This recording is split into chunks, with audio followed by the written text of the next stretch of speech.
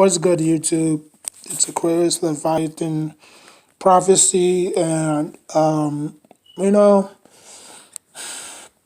let me be talking about my New York Giants and um, why they are so bad as they are.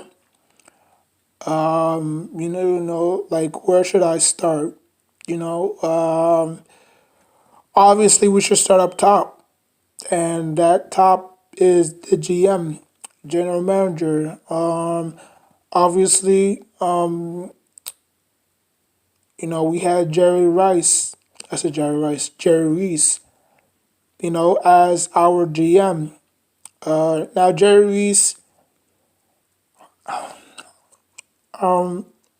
Jerry Reese was an okay GM.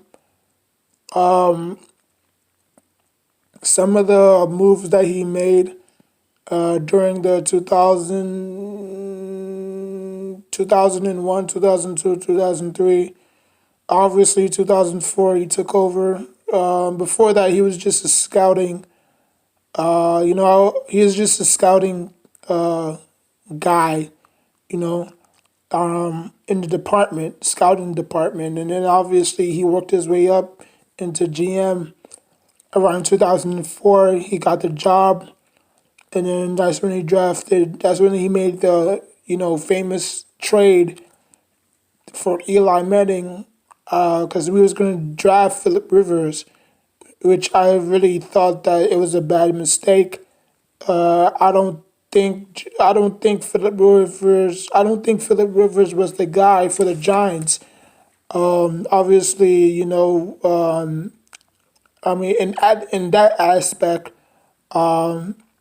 Jerry Reese got a B plus on that one, or probably I'll say A plus. He got an A plus on that one. Trading for Eli Manning. Obviously, when you saw Eli Manning's face, he didn't really look happy.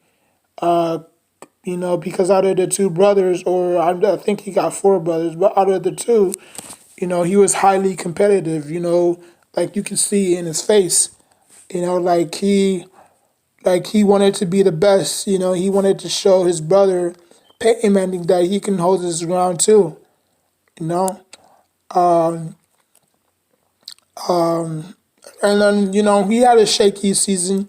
He had a horrible rookie season, but he grew, and that was the only way he was gonna grow if they threw him out there, you know. Obviously, Kurt Warner was the quarterback at the time, and he was sticking up the joint. So, Tom Coughlin at the time got the job as a head coach. Obviously, he took over in around 2004, and he had a bad year. He had a bad rookie year, and then obviously as the time went on, 2005, 2006, he showed improvement. You know what I'm saying? Despite leading the league in interceptions three straight times. Okay, Brett Favre did that. Okay, but you don't. I mean, nobody ever brings that shit up. But as soon as Eli Manning does it, it's oh, he doesn't really belong in the Hall of Fame. Oh, he threw like he you know how the media is. They like they won't bring up Brett Favre's three interceptions, but they'll bring up freaking Eli Manning's turnover. Like okay, that's one of the best parts about being a quarterback, to make mistakes. Like I could show you many highlights that Peyton Manning threw dumb, stupid interceptions, but they won't bring that up because he hasn't led the league in interceptions like Eli Manning did. You know, but anyways, around 2005, 2006, the team was roughly in the pack. It wasn't really title contenders yet.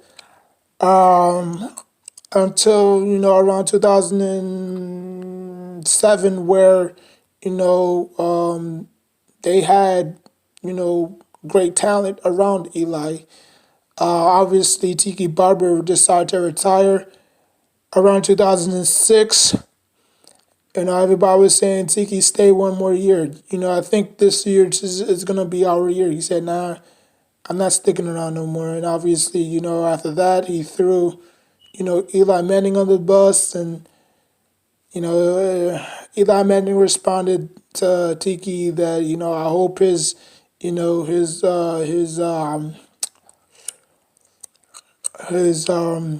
commentator skills is nicely improved. I mean, nicely, making a smooth transition. And Michael Strahan said that. Damn, I didn't know Eli Manning had this side to him. He's usually calm and don't really say nothing and stuff like that. So for him to speak up for himself was high volumes. I know I was watching the 2011 road to the Super Bowl. When they do it for every team, what I mean? They do it for every team when they win the Super Bowl. So this is when Eli Manning had like the long hair and stuff. Not really long hair, but hair. But and then they went on. Next year, they started the season off slow, 0-2. Lost to Dallas, lost to the Packers, and won six straight. And finished the season 10-6. And obviously that wasn't good enough to have them or even put them in home court advantage. And then basically had to go on the road. They beat Dallas. They beat who else? They beat the Buccaneers. No, first it was the Buccaneers, then Dallas, then it was the Packers, and then it was and then it was the Patriots. Super Bowl 42. And, we all know how that ended up. Eli Manning defeating Tom Brady 17-14 to stop Patriots from going 18-0. And after that, 2008, they bounced back, and won, I think 9 straight games or 8 straight games in 2008. And 2009, I think that was their best year. I thought they was gonna go back around 2009, but obviously the two remaining teams that went 5-0 was the Saints and the Giants. And they met up, for a head-to-head battle. The battle of the undefeated teams. One of them was gonna go undefeated. Obviously, the Giants lost. And after that, obviously, they, was in a spiral. They lost, I think they lost like 7 straight or 8 straight. Obviously ended the season 8-8 around 2009. And then, I mean, around 2010, they, did okay. But anyways, Jerry Reese, in my opinion, made, 2 good years, had 2 good years in him. He didn't really, put any emphasis on the offensive line. He didn't, he addressed the wide receiver position a lot to make sure Eli Manning had weapons to throw to. But at the same time, he ignored the offensive line. That's why the offensive line was so trash for so long. Eli Manning couldn't really, like every time he snaps the ball, he gets sacked. You know what I'm saying? And then you drafted Eric Flowers. Who was even worse. You know what I'm saying? Like, we didn't know he was that bad until, he was just he was just a bad player, Or, I don't even think you can have busts in the NFL, tell you the truth, Like, I don't really believe that, Because how can an NFL player, besides a quarterback, be a bust?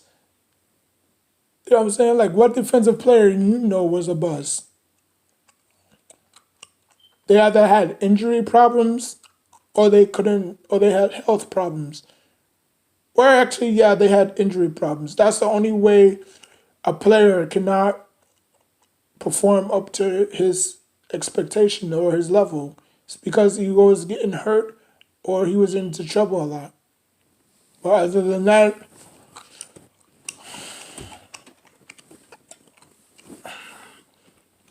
yeah. Jerry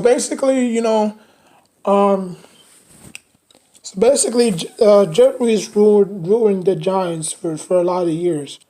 Didn't address the offensive line when they needed to. Drafted David Wilson, drafted Odell Beckham Jr., drafted another receiver out of Ruben Randall, drafted Prince Mukamara, drafted JPP. Like he just drafted a whole bunch of defense and offensive players and not addressing the offensive line. And he drafted a few, here and there, but he didn't do it like the Dallas Cowboys did it. You know, like I think if he went that route, I think like we still could have had a great offensive line for years to come. I mean, we had a great offensive line when we had David Dill, and Chris Snee and Raheem McKenzie, and we had Rich Sobert, and we had Sean O'Hara. You know what I'm saying? Like that was our last offensive line that was great. Other than that, it went to shit. Like Eli Manning was constantly getting sacked. He was the most sacked quarterback behind, I think, Andrew Luck. Okay, and we had to let him go. We had to let Jerry Reese go because he was that bad. We didn't let him go right then and there because obviously, when we let go of Tom Coughlin, not Jerry Reese, what's his name? Ben McAdoo. Ben McAdoo took over. And he had his little run because of the defense. We spent so much money on the defense because the offense was that trash. Like every time the Giants marched down the field, or are there or some no. It was the other way around. When the Giants scored, the Giants the our defense had to bail the offense out so many times. So all those wins came from the defense. You know what I'm saying? Because we spent so much money on Snacks Harrison and Janoris Jenkins and Olivier Vernon. You know what I'm saying? And then plus we had JPP. So I mean, I think that was our best defense that we had since 2007. I'm not saying that it was. I'm not saying that that defense it resembles that defense, but it was close enough because obviously we finished the year 12-4, and we for the first time since '07, we've been to the playoffs. You know, and obviously we got our asses kicked by the Packers.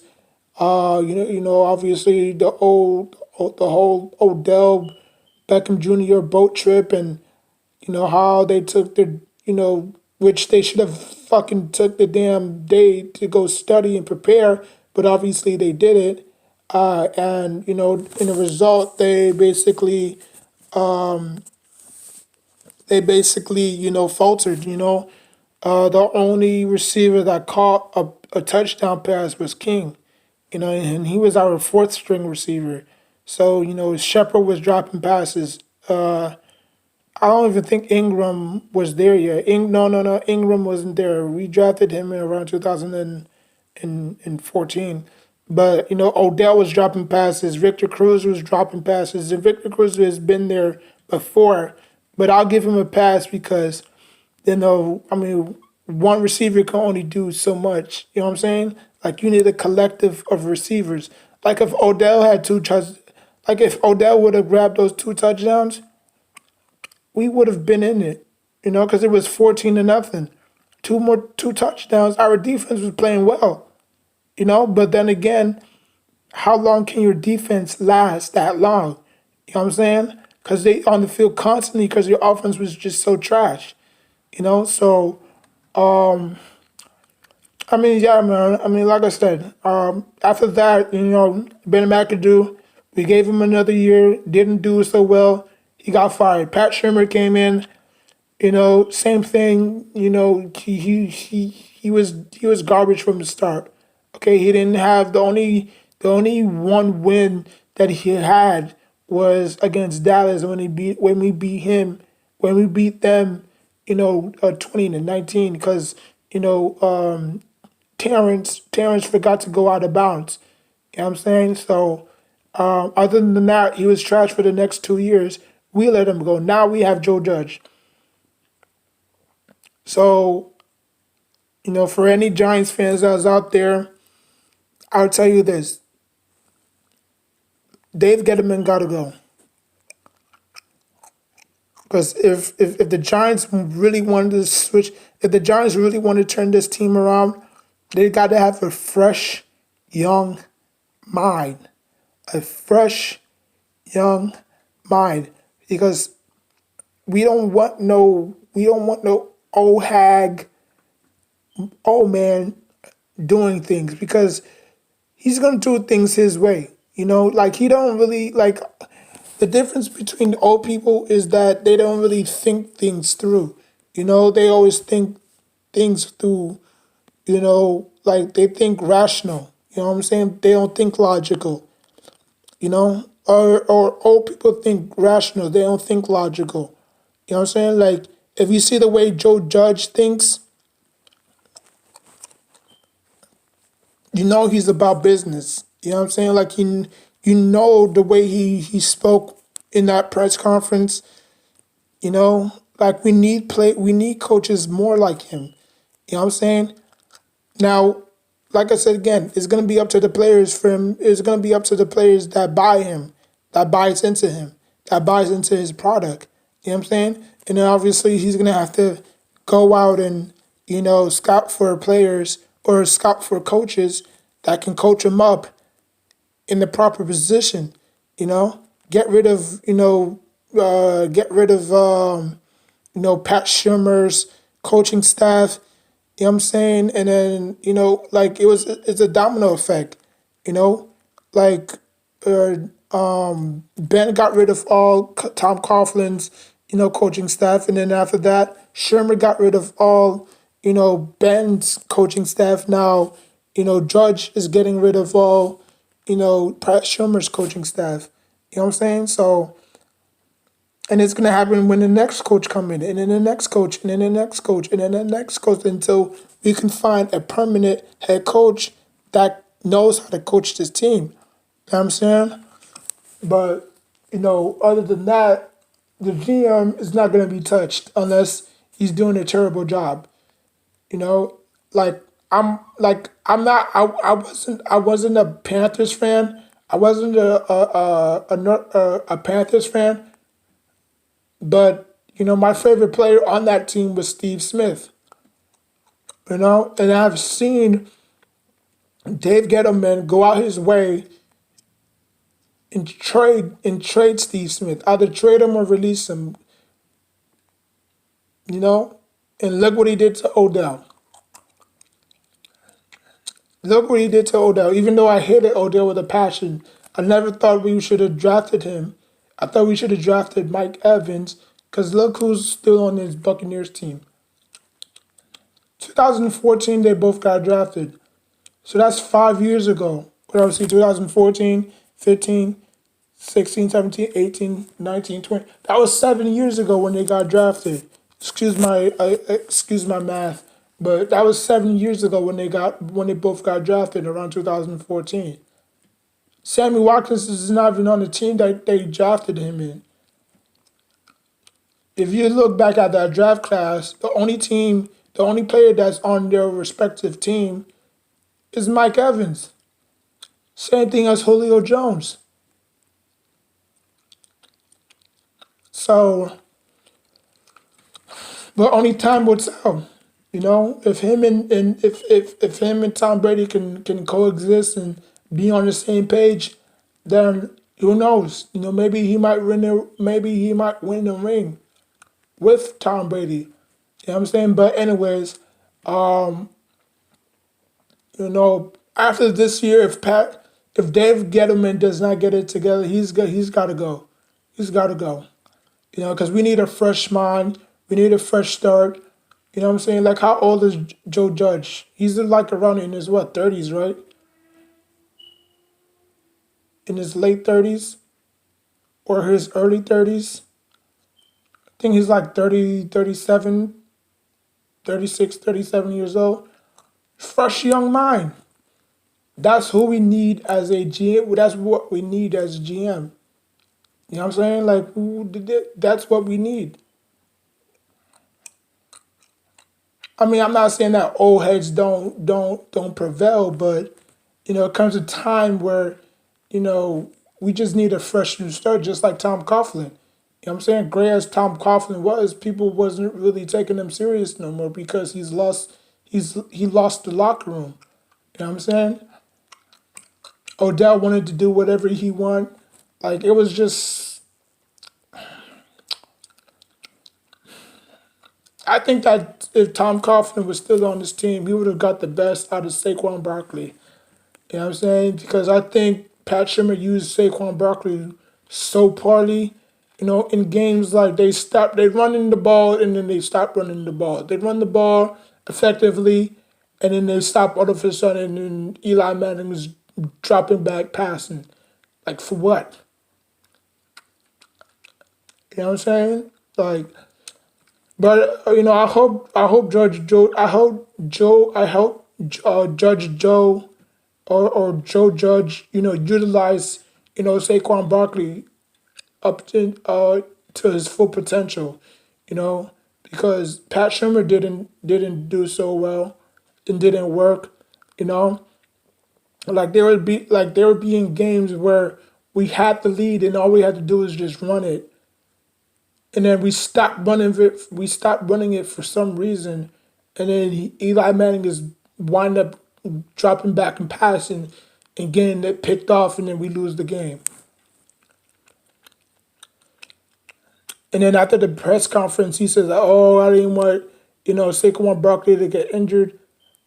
Dumbass, that's his job. That's his job as a running back. He absorbs those punishments. That's why he's called a running back by committee. Feed the dude the ball. What are you concerned about? He's gonna get, okay, if he gets injured, substitute him in or substitute him out and bring another running back in, just like how y'all do in Madden. When a player is gonna get popped, and fumble the ball, what do y'all do? You got substituted to the next running back, right? But don't put it in the hands of Eli when Eli wasn't really himself, and he throws the ball and it gets tipped, which the wide receiver doesn't really catch it fully. It gets tipped and it gets intercepted, and then the ball game is over. And then the opposing offenses, drive down the field, call timeout, kick the winning field goal, and we left with like 3 seconds on the clock, and we couldn't even do nothing just to do a little Hail Mary or, a trickery play, and that's it. So, yeah, man, Jerry Reese messed up his team real bad, and, I have not seen no improvements at all. Now, obviously, a lot of people are going to give Dave Gettleman yet another pass, and we'll see what he does this year, if the NFL continues this route. But to me, I didn't like the free agency class. Now I haven't really looked at it because I'm not really on it like that anymore. Like I used to have like a book sheet of players where they drafted, how much they weigh and stuff like that. But I don't even do that no more. You know what I'm saying? So, I'll probably do a preview of this year's draft class. I'm like my homeboy is a Giants fan. He said that we didn't do too good. We got two linebackers, we got one cornerback, we got I think two offensive linemen, and then that's it. And we got like three linebackers, one offensive lineman, one cornerback, and then that's it. So we didn't really do too much in free agency. Like the big names that was out there, we didn't go get. Like like I don't know if he was behind the salary cap or underneath the salary cap. Like we could have gotten Hopkins. You know what I'm saying? We could have gotten Clowney. You know what I'm saying? Like you look at the Eagles, they made a whole bunch of big splashes. You know what I'm saying? The Redskins got Thomas from the Panthers, the linebacker. Who else? Cowboys didn't really do too much in free agency. Cowboys never do anything in free agency. Unless it's a big signing, or re-signing. But anyways, that was just a little rant on Jerry Reese, on why he killed this team, and and we're paying for it, as obviously, because the thing is, people don't accept failure. you know that's the one thing that crushed the Giants. Like they haven't been winning like they should have, and when they do win, it's like, okay, yeah, okay, yeah, we won. But when they lose and lose and lose and lose and lose and lose, fans will get fed up. Fans will either say, okay, yeah, I'm done with this team, boom. Or fans might just say, I don't care how bad we're losing, I'm still not going to lose. I'm still not going to quit on my team. You know what I'm saying? Or, like you have two different type of fans. Like I was a fan. Like, if you lost so many years and I don't see improvement, I'll jump ship. Like I'm not saying I'll jump to another team. I'll just stop watching football. Period. You know what I'm saying? Just like how I'm doing right now. Like I'm literally focused on my Knicks right now. I know they bad right now, but they can turn it around. Because LeBron James is going to spend most of his years in the West. So when his contract is up, he's probably going to retire. Whether he brings a championship to the Lakers or not. You know, if he doesn't, boy, you better move out of the Lakers. You better move out of LA. You know what I'm saying? Like you better move out of LA because they don't play when it comes to championships. You've been here for 4 years and you haven't done crap, boy. Just like how that one dude spray painted the N word on his property, and they still haven't found his ass. So I mean, LA people don't play, man, about their championship, and especially since Kobe's not here no more. Like LeBron is up to you, man. You got 4 years to put this together. You got AD, convince him to come back for another year. Probably, you'll probably have like two max spots to probably get somebody. Whoever you get in the draft for you, whoever you get free agency, you know what I'm saying? Like, make it work because 4 years is a long time. And, that's what it takes. That's how long it's going to take for LeBron James to get a ring. Now, I'm not saying that he's going to get 3 rings, but at least one ring would help. You know what I'm saying? Now I don't really believe putting in LeBron. I don't really believe putting LeBron James in a Mount Rushmore of the NBA of the Lakers because he hasn't been there from the beginning. You know what I'm saying? Like Kobe's been here since he was what 18. So I wouldn't really put him in the pantheon of greats of the Lakers. You know what I'm saying? So but yeah, the Knicks, the East is wide open, and For people that say that, oh well, the Knicks ain't gonna do too good. You know what I'm saying? Like, I'm glad KD and Kyrie went to the Brooklyn Nets because again, I'll say this again: the Brooklyn Nets are allergic to prosperity. They they're the teams that wants to make the big splashes. You know what I'm saying? Like, wow, everybody was dick riding the damn Knicks, saying ha ha, like laughing all these memes that Kyrie and Kyrie didn't go to the Knicks. Look at them now. KD is out. Kyrie's already out. And Kyrie didn't even get injured. He was playing fine. Yeah, he missed a few games with a injury. He came back, played like 4 games, and then called it a threw in the towel. You know what I'm saying? Which I think that he did it on purpose because he didn't want to play by himself. You know what I'm saying? Like, he's not a leader. You know what I'm saying? Like, a true leader would thug it out and play the rest of the season. But he didn't go that route. He went the chicken way and said, you know what, I'm done. KD's not here. What's the point of me putting double digit numbers or double digit points in and we losing?